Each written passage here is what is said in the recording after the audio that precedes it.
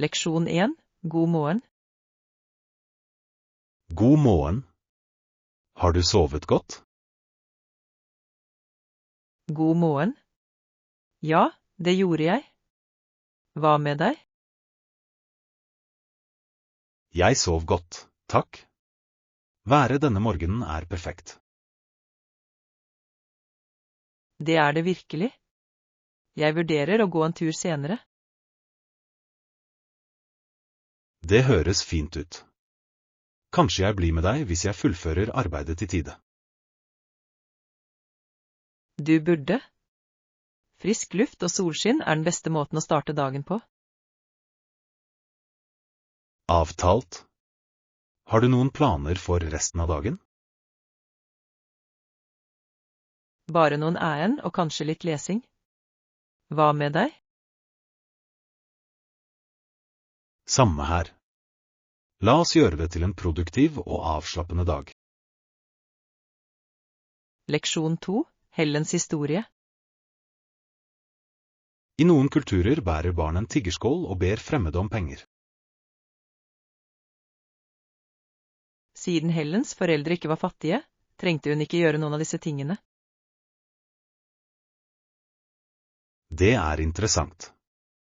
Hvordan formet oppveksten hennes livet hennes? Hun hadde tilgang til utdanning og muligheter som mange andre ikke hadde. Det er en påminnelse om hvordan privilegier kan påvirke noens fremtid. Riktignok, men det er også inspirerende å se hvordan hun brukte fordelene sine til å hjelpe andre. Har hun noen gang snakket om å gi tilbake til samfunnet sitt? Ja, hun var veldig involvert i veldedighetsarbeid og utdanningsprogrammer. Det er utrolig. Historien hennes er et godt eksempel på å bruke privilegier til gode. Leksjon 3. Innkjøp av dagligvarer. Meierigangen er på venstre side, ved siden av bakerdelen. Takk. Jeg må ta litt melk og ost. Trenger vi noe annet? La oss sjekke listen. Vi trenger kanskje smør og yoghurt også. Skjønner det. Hva med brød? Skal vi hente et ferskt brød fra bakeriet? Ja, det er en god idé. La oss også ta noen egg mens vi er her. Høres ut som en plan. Vil du dele opp for å spare tid? Sikker? Jeg skal hente meierivarene, og du kan håndtere bakeriet. Perfekt. La oss møtes i kassen om 10 minutter. Avtale. Dette vil gjøre handleturen vår mye raskere. Leksjon 4. Campusproblemer. Tildekking av voldtekter på campus og sexisme i klasserommet er alvorlige problemer. Ja, men ved tanken på konfrontasjon er det mange som tier. Det er frustrerende. Hvorfor tror du det skjer? Frykt for tilbakeslag eller ikke bli tatt på alvor, kanskje. Vi må skape et tryggere miljø for folk å si fra. Absolutt. Utdannings- og støttesystemer er nøkkelen. Tror du ting blir bedre, selv sakte? Jeg håper det. Bevisstheten vokser, og det er en start. La oss fortsette å presse på for endring. Hver stemme betyr noe. Leksjon 5. Neste trinn. Det er lovende. Hva er neste steg i planen? Vi planlegger å implementere disse ideene fra med neste måned. Det er flott.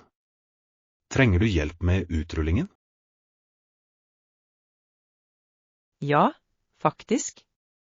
Vi kunne trenge litt støtte med opplæring og kommunikasjon. Jeg hjelper gjerne. La oss sette opp et møte for å diskutere detaljene. Perfekt. Jeg sender deg en invitasjon senere i dag. Høres bra ut. Jeg er spent på å se hvordan dette utvikler seg. Jeg også. Dette kan utgjøre en stor forskjell for alle involverte. La oss få det til. Teamarbeid får drømmen til å fungere. Leksjon 6. Familieforbindelser. Folk som er gift med dine brødre eller søstre, er dine svoger eller svigerinne. Det stemmer. Det er interessant hvordan familieforbindelser utvides over tid. Har du noen svoger eller svigerinne? Ja, min søsters mann er svogeren min. Han er flott. Det er fint. Familiesammenkomster må være morsomme med alle sammen. Det er de. Det er alltid en livlig og kjærlig atmosfære. Tror du disse relasjonene er like nære som slektninger? Det kommer an på, men de kan være like sterke med innsats og omsorg. Det er et godt poeng. Familie er hva du gjør den til. Leksjon 7. Møte likesinnede. Det er fantastisk. Det er alltid hyggelig å møte likesinnede. Så, hvilke andre hobbyer eller interesser har du? Jeg elsker fotturer og fotografering. Å være utendørs og fange øyeblikk er min lidenskap. Det er utrolig. Jeg har også begynt å fotografere. Har du et favorittsted å skyte? Det er en innsjø i nærheten med fantastiske solnedganger. Det er mitt sted for inspirasjon. Jeg må sjekke det ut. Kanskje vi kunne gå sammen en gang. Jeg ville elske det. Det er alltid morsommere å utforske med noen som deler de samme interessene. Absolutt. La oss planlegge en dagstur snart. Høres perfekt ut. Jeg tar med kameraet mitt, og vi kan gjøre det til et kreativt eventyr. Jeg gleder meg allerede. Dette kommer til å bli så gøy. Leksjon 8. Klassen fra 1992. Selv de beste revolusjoner kan gå galt når vi internaliserer holdningene vi kjemper mot. Det er en kraftig uttalelse. Klassen i 1992 avslutter med den leksjonen i tankene. Det er en påminnelse om at endring krever konstant refleksjon og innsats. Tror du de vil ta med seg den tankegangen i sine fremtidige bestrebelser? Jeg håper det. Det er lett å miste det større bildet av sine når livet blir travelt. Ekte. Men hvis de holder seg jorde, kan de gjøre en reell forskjell. Det er inspirerende å se en generasjon som er så klar over deres innvirkning. Absolutt. La oss se hvordan de former verden i årene som kommer. Fremtiden er i gode hender hvis de forblir tro mot sine verdier. Leksjon 9. Værmelding.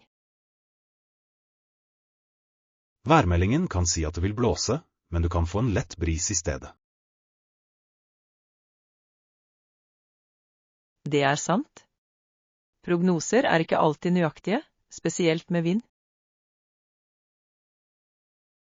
Tror du det er bedre å forberede seg på det verste eller håpe på det beste? Litt av begge deler. Jeg tar alltid med meg en jakke for sikkerhets skyld, men jeg er optimistisk. God strategi. Hva ditt favorittvær? Jeg elsker solfylte dager med lett bris. Perfekt for å være utendørs. Samme her. Det den ideelle balansen mellom varme og komfort. La oss håpe at prognosen feil, og at vi får en perfekt dag. Krysser fingrene. Uansett, vi får mest mulig ut av det. Leksjon 10. Gullstøvofferet. Han hoppet i sjøen og ble i vannet til gullstøvet var vasket av. Det fascinerende. Det ble ansett som et tilbud til ånde, ikke sant? Ja, det var en måte å vise takknemlighet og søke velsignelse på. Tror du slike ritualer fortsatt har betydning i dag? For noen, definitivt. Tradisjoner knytter oss til våre røtter og tro. Det vakkert hvordan kulturer bevarer disse praksisene over generasjoner. Absolutt. De minner oss om verdiene og historiene som former oss. Jeg vil gjerne lære mer om ritualer fra forskjellige kulturer. Jeg også. Det et vindu inn i sjelen til et fellesskap. Leksjon 11. Livsforandrende opplevelse. Hei, jeg hørte at du nylig hadde en livsendrende opplevelse. Hva skjedde? Ja, jeg dro på en solotur til fjells. Det var transformativt. Det høres utrolig ut. Hva gjorde det så spesielt? Å være alene i naturen hjalp meg til å reflektere og få klarhet rundt målene mine. Det utrolig. Synes du alle burde prøve noe sånt? Absolutt. Det en sjanse til å koble fra og koble til deg selv igjen. Jeg planlegger kanskje en slik tur snart. Noen tips til en nybegynner? Start i det små, vær trygg og omfavne ensomheten. Det verdt det. Takk for rådet. Jeg spent på å se hvor det tar meg. Leksjon 12. Samkjøringseventyr. Vi kan samkjøre eller ta en naturskjønn togtur. Hva synes du? Jeg foretrekker samkjøring. Det blir mer fleksibelt og morsomt. Godt poeng. Vi kan stoppe når vi vil og utforske underveis. Nøyaktig. I tillegg sparer vi kostnader og reduserer karbonavtrykket vårt. Det en vinn-vinn. Bør vi invitere noen flere venner til å bli med? Jo mer, jo bedre. Det vil gjøre turen enda morsommere. Jeg sjekker med alle og planlegger ruten. Perfekt.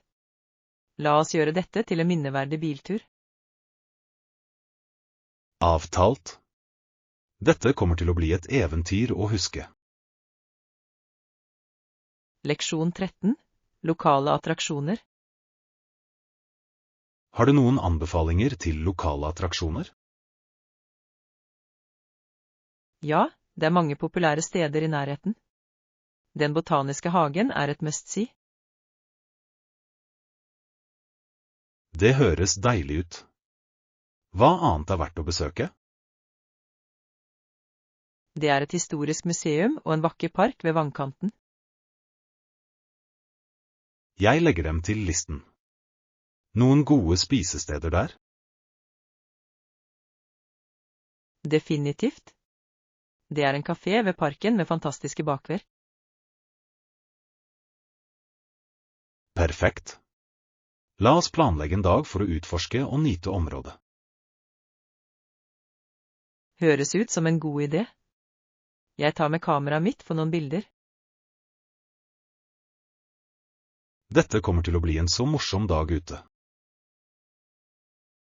Leksjon 14. Gå fremover. Forslaget ser solid ut. La oss gå videre med det. Avtalt. Jeg setter pris på tilbakemeldinger og forslag. Teamarbeid får drømmen til å fungere, ikke sant? Absolutt. Sammen kan vi gjøre dette prosjektet til en suksess. Hva er neste steg? Bør vi sette opp et møte med teamet? Ja, la oss fullføre detaljene og tildele oppgaver. Jeg sender ut invitasjoner og utarbeider en agenda. Perfekt. La oss holde farten oppe. Dette kommer til å bli en gamesjanger for oss. Leksjon 15. Steamboat Stories. Jeg observerte faktisk noe fascinerende mens jeg jobbet på en dampbåt. Virkelig? Hva var det? Denne historien gir leseren et levende bilde, ikke sant? Ja, det gjør det. Jeg så hvordan elven endret seg med årstidene, og det var som å se på naturens kunst. Det høres utrolig ut. Tok du noen bilder eller notater? Jeg gjorde det. Jeg førte dagbok for å fange detaljene og tankene mine. Det er en så fin måte å bevare minner på. Har du delt observasjonene dine med andre? Ikke ennå, men jeg tenker på å skrive en bok eller blogg om mine erfaringer. Det burde du. Folk vil gjerne høre om livet på en dampbåt. Takk for oppmuntringen. Kanskje jeg begynner å lage den snart. Leksjon 16. Juryplikt. Har det noen gang blitt fortalt hvor lang en rettssak kan vare? Ja, men siden jurymedlemmer vanligvis ikke får betalt, vil mange gjerne unngå å bli valgt ut. Det er forståelig. Det kan være et stort engasjement, spesielt for arbeidsfolk. Ekte? Synes du systemet bør kompensere jurymedlemmene bedre? Definitivt. Det vil gjøre prosessen mer rettferdig og mer tilgjengelig. Jeg er enig. Å tjene i en jury er en viktig samfunnsplikt, men det bør ikke være en økonomisk byrde. Kanskje vi kunne tilby stipend eller fleksibel planlegging for å gjøre det enklere. Det er en god idé. Det vil oppmuntre flere til å delta. La oss håpe systemet utvikler seg for å støtte jurymedlemmer bedre i fremtiden. Leksjon 17. Spesielle gaver. Ja, vi ville ha noe spesielt og meningsfylt for anledningen. Jeg er sikker på at vennen din vil sette pris på tanken og innsatsen du legger ned i det. Jeg håper det. Vi brukte mye tid på å velge den perfekte gaven. Hva fikk du til slutt? Et skreddersydd kunstverk som gjenspeiler deres personlighet og interesser. Det høres fantastisk ut. Personlige gaver etterlater alltid et varig inntrykk. Nøyaktig. Det handler ikke bare om varen, men følelsen bak den. Du har inspirert meg til å tenke mer kreativt om gaveutdeling. Jeg er glad. Det handler om å gjøre øyeblikket minneverdig. Leksjon 18. George Washington Carver. Etter endt utdanning fortsatte George Washington Carver sin utdannelse i en nærliggende by. Det er imponerende. Hva studerte han videre? Han fokuserte på landbruk og vitenskap, som ble hans livslange lidenskap. Arbeidet hans revolusjonerte oppdrettspraksis, gjorde det ikke? Ja, han introduserte vekstskifte og utviklet hundrevis av bruksområder for peanøtter og søtpoteter. Han var virkelig en pioner. Tror du arven hans fortsatt er relevant i dag? Absolutt. Innovasjonene hans fortsetter å påvirke landbruk og bærekraft. Det er inspirerende å se hvordan en persons engasjement kan gjøre en slik forskjell. Historien hans minner oss om kraften i utdanning og utholdenhet. Leksjon 19, Kofi Run. Ja, vi begynner å få lite kaffebønner. Ok, jeg skal sørge for å hente noen på vei hjem. Takk. Vet du hvilket merke vi vanligvis får? Den mørke steken, ikke sant? Jeg tar den med mindre du vil prøve noe nytt. La oss holde oss til den mørke steken for nå. Det er vår favoritt. Skjønner det. Bør jeg få noe annet mens jeg er i butikken? Kanskje noen fløtekrem hvis vi er ute. Jeg sjekker og gir deg beskjed. Høres bra ut. Jeg skal sørge for at jeg har fullt lager for uken. Du er en livredder. Kaffe er viktig i denne husholdningen. Leksjon 20, tidsstyring. Har du noen spesifikke strategier for å holde deg produktiv? Ja, jeg sørger for å planlegge jevnlige pauser og prioritere oppgavene mine. Det er smart. Hvordan bestemmer du hva du skal fokusere på først? Jeg takler de viktigste eller mest utfordrende oppgavene tidlig på dagen. Det gir mening. Bruker du noen verktøy eller apper for å holde deg organisert? Jeg bruker en planlegger og en oppgavebehandlingsapp for å holde styr på alt. Det burde jeg prøve. Jeg har slitt med å holde meg oppdatert i det siste. Det krever litt øvelse, men det hjelper virkelig. Gi meg beskjed hvis du trenger tips. Takk. Jeg skal prøve det og se hvordan det går. Leksjon 21, møbelshopping. Vi kunne begynne i en lokal møbelbutikk. De har et bredt spekter av alternativer. Det er en god idé. Vet du om de har noe salg på gang? Jeg tror de har sesongsalg. Det er den perfekte tiden å handle. Hva leter du etter? En ny sofa eller noe mindre? En ny sofa, men jeg er åpen for andre ting hvis noe fanger meg. La oss lage en liste over hva vi trenger før vi drar. Det vil hjelpe oss å holde fokus. God plan. Jeg skal også måle plassen for å sikre at alt passer. Perfekt. Dette kommer til å bli en produktiv handletur. Jeg er spent på å se hva vi finner. La oss gjøre plassen vår enda bedre. Leksjon 22, bærekraftsinnsats. Et annet viktig aspekt ved bærekraft er å redusere avfall. Det er sant. Vi kan starte med å resirkulere mer og bruke gjenbruksprodukter. Nøyaktig.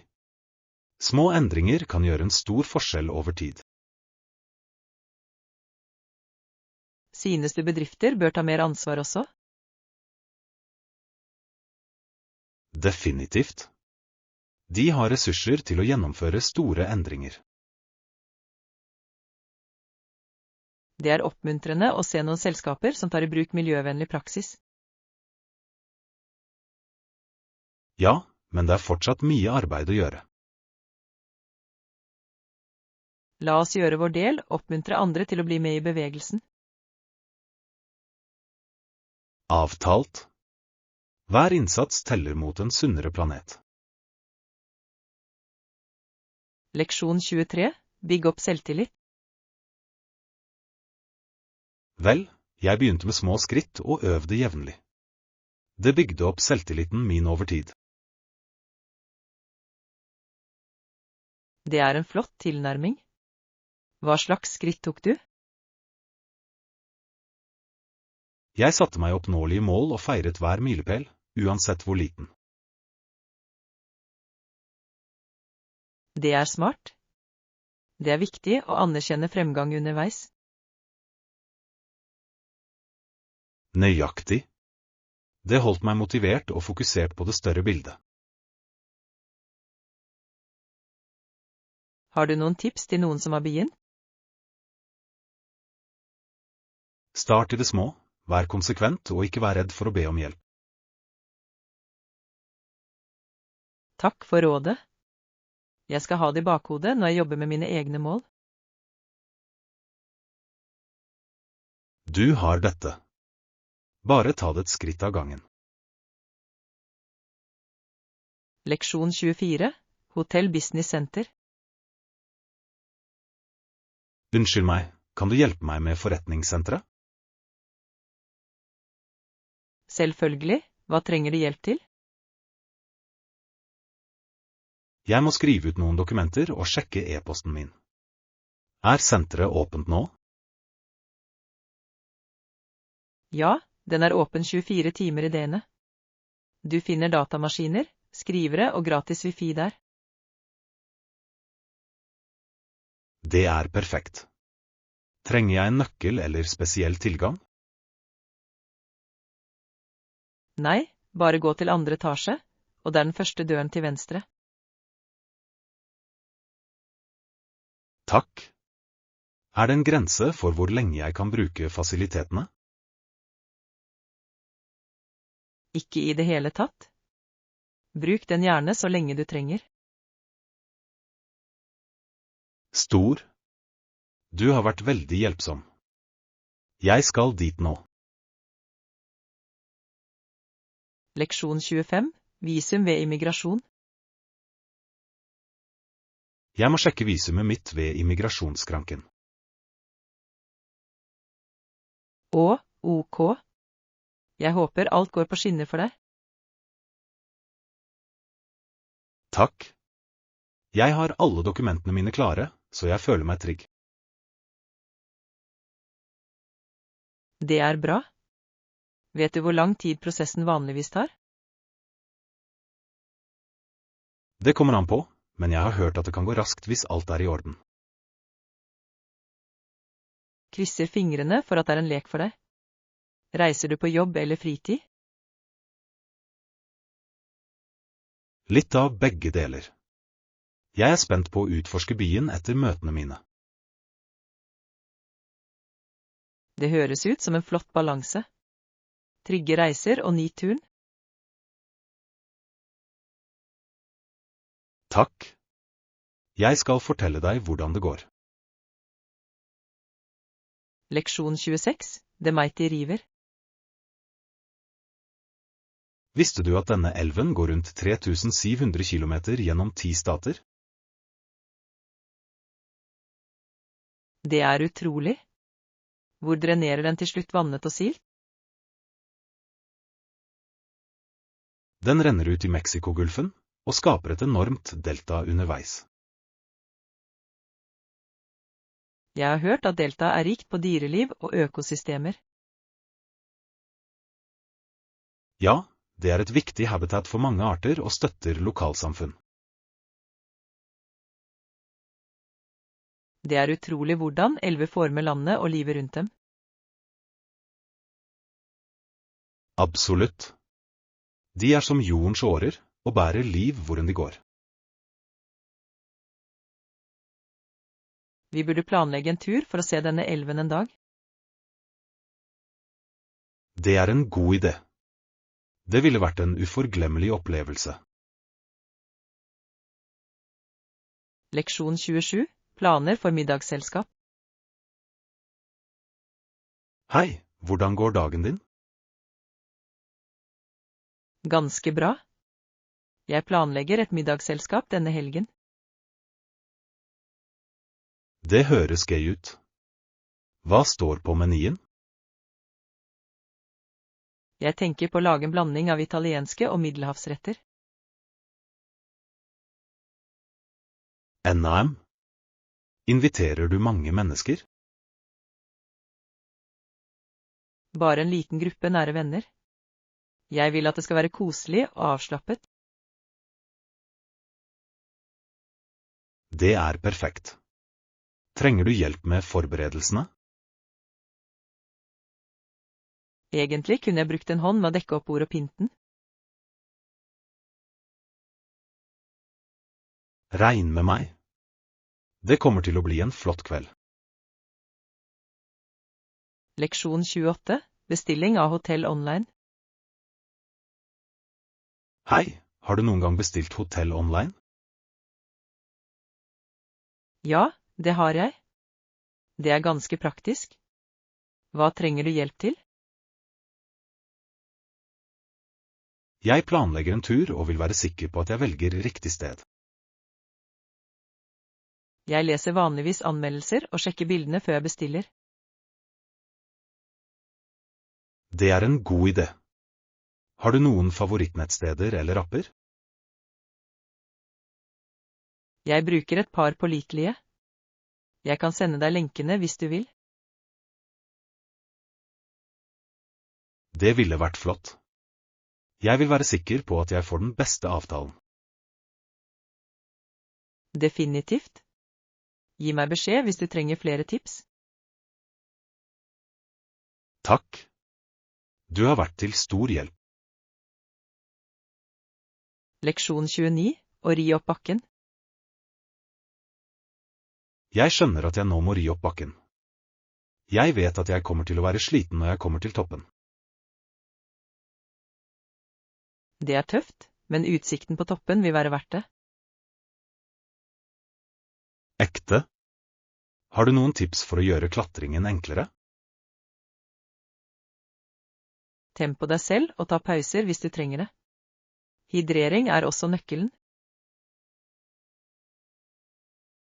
Gode råd. Jeg tar med en vannflaske og litt snacks. Du har dette.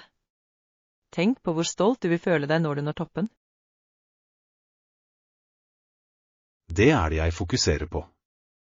Alt handler om reisen, ikke sant? Nøyaktig. Nyt turen og feir prestasjonen din. Takk for oppmuntringen. Jeg skal fortelle deg hvordan det går. Leksjon 30. Supermarkedstid. Jeg vet det kan være ganske tidkrevende å gå på supermarkedet. Det kan det virkelig. Har du en strategi for å gjøre det raskere? Jeg lager en liste og holder meg til den. Det hjelper meg å holde fokus. Det er smart. Jeg prøver også å gå utenfor rushtiden for å unngå folkemengder. Godt tips. Har du noen favorittseksjoner eller produkter? Jeg elsker ferskvaredelen. Det er alltid så fargerikt og inspirerende. Samme her. Jeg kunne bruke timer på å bla gjennom frukt og grønnsaker. La oss planlegge en rask tur sammen en gang. Det blir morsommere. Det høres flott ut. Vi skal gjøre det effektivt og hyggelig. Leksjon 31, tro på deg selv. Jeg er spent på å møte mine nye kolleger i morgen. Jeg håper jeg gjør et godt inntrykk. Tro på deg selv. Du kan håndtere hva som helst, og jeg er sikker på at de vil elske jobbe med deg. Takk for oppmuntringen. Jeg vil bare ikke fremstå som nervøs eller usikker. Bare vær deg selv. Folk setter mer pris på autentisitet enn noe annet. Det er sant. Jeg skal prøve å fokusere på å lytte og lære om dem først. Det er en flott tilnærming. Det viser at du er interessert og åpen for å bygge forbindelser. Jeg vil også forberede noen spørsmål for å holde samtalen flytende. Perfekt. Du har dette. Bare ta et dypt pust og husk hvor dyktig du er. Jeg føler meg mye bedre nå. Din støtte betyr mye for meg. Leksjon 32, telefonetikett. Jeg forstår ikke hvorfor noen synes det er greit å være frekk på telefonen. Jeg er enig. Du bør behandle personen på telefonen akkurat slik du ville behandlet den personlig. Nøyaktig. Å være høflig og respektfull gjør samtalen så mye mer behagelig. Det er også viktig å lytte nøye og svare nøye. Jeg prøver alltid å holde meg rolig, selv om den andre personen er frustrert. Det er en flott tilnærming. Å holde seg profesjonell kan ofte skadeliggjøre anspente situasjoner. Jeg tror det handler om å huske at det er en ekte person i den andre enden av linjen. Absolutt. Litt vennlighet går langt, spesielt i kommunikasjon. Jeg skal ha det i bakhodet neste gang jeg har en samtale. Leksjon 33, miljøvennlig transport. Jeg har tenkt på måter å redusere karbonavtrykket mitt på. Det er flott. Du kan prøve å bruke offentlig transport eller sykle i stedet for å kjøre bil. Jeg har begynt å ta bussen til jobben, og det har vært overraskende praktisk. Det er kjempebra. Hver liten endring gjør en forskjell for miljøet. Jeg har også vurdert å skaffe meg en sykkel for kortere turer. Sykling er ikke bare miljøvennlig, men også en fin måte å holde seg aktiv på. Ekte. Det er en vinn-vinn for både helsen min og planeten. Du kan også se på samkjøring eller elektriske kjøretøy for lengre turer. Det er gode forslag. Jeg vil definitivt utforske disse alternativene. Leksjon 34, teknologioppsett. Er du flink med teknologi? Jeg tror det. Det er viktig i disse dager. Ekte? Hva trenger du vanligvis hjelp til? Noen ganger kan det være vanskelig å sette opp nye enheter. Jeg er enig. Hva er din siste tekniske utfordring? Vi må laste ned de tilsvarende appene. Ja, og følg oppsettinstruksjonene nøye. Nøyaktig. Det kan være frustrerende hvis du går glipp av et trinn. Det er alltid greit å dobbeltsjekke.